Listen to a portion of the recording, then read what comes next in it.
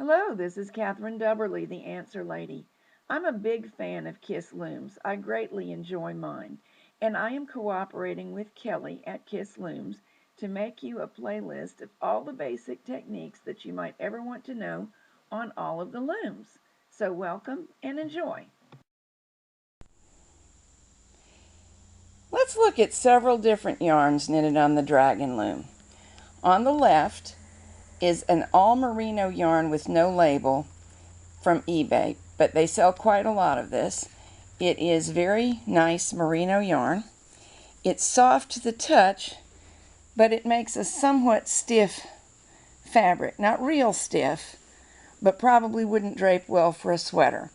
Also, this is simply sold as bulky. It doesn't tell us whether it's number 5 or number 6. Comparing it to these other number 6s, I'd call it a 6. Northland Bear, 100% wool.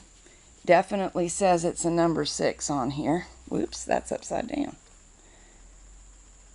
There you go.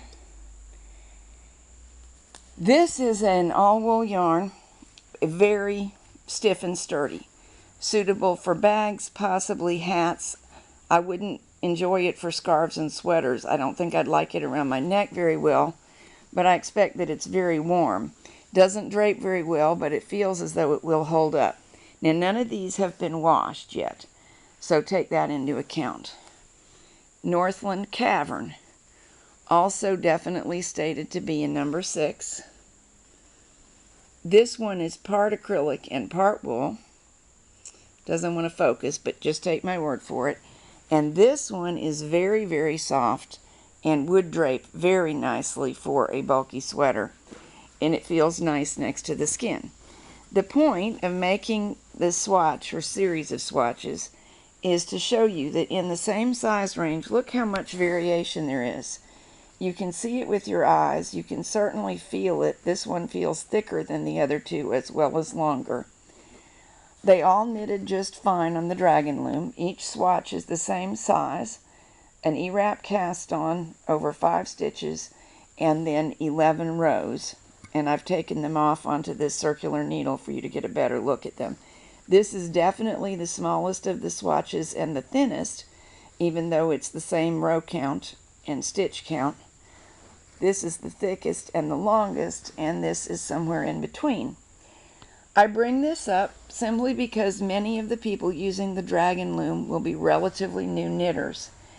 I've also tested 3 other yarns, one for the pattern, for the free Cable Me Not cowl and scarf, and that was a Hobby Lobby yarn that's very soft, more similar in effect to this yarn, and 2 that you will find in the gauge comparison with the plastic knitting looms.